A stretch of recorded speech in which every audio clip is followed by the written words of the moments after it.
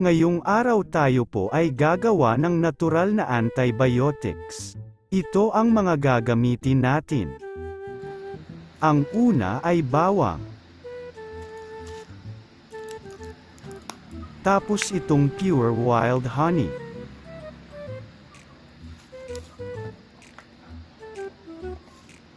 At bottles na paglalagyan natin.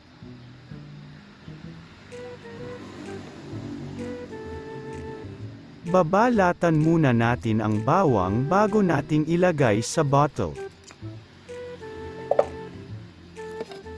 Mas maganda ang mga natural na gamot na nakukuha lang natin sa paligid-ligid natin, hindi kagaya ng mga synthetics na gamot na madaming side effects sa katawan natin.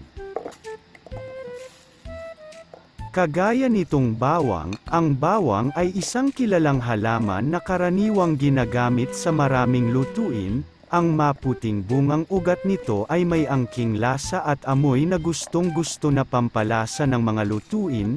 Ang bawang ay isa sa mga natural remedy para palakasin ang immune system. Makikita sa active compound nito na ang bawang ay mabisa ito sa pagpatay ng iba't ibang mikrobyong nagdudulot ng karaniwang sakit, tulad ng sipon at trangkaso, ubo, at pananakit ng lalamunan. Itong honeybee or pulot-pukyutan naman ay ginagawa at naiimbak ng mga pukyutan para mapangalagaan ang kanilang mga kolonya. Ginagawa nila nito sa pamamagitan ng pagtitipon at pagproseso ng maasukal na mga sekresyon ng mga halaman, lalo sa lahat ng nectar ng mga bulaklak. Hindi lang masarap pakinggan ang salitang honey at matamis sa panlasa pag natikman, mainam din ito sa kalusugan. Ang benepisyo nito ay antibacterial, anti-inflammatory, antifungal, antioxidant, antiseptic at madami pang iba.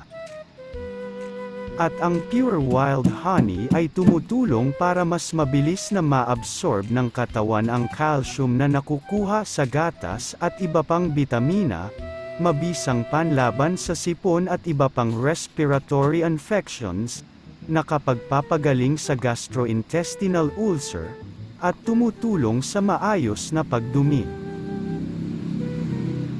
Kaya ang bawang at pure honey ay mabisang kombinasyon na kayang puksahin ang iba't ibang klase na bakterya. Bagamat nakakatulong ang mga halamang gamot o home remedies sa kalusugan natin, hindi ito dapat gawing pamalit sa anumang gamot na inireseta ng isang doktor. Kaya naman kung mayroon kang nararamdamang sakit, iwasan ang mag-self-medicate. Pinakamainam pa rin na kumonsulta at humingi ng payo sa iyong doktor.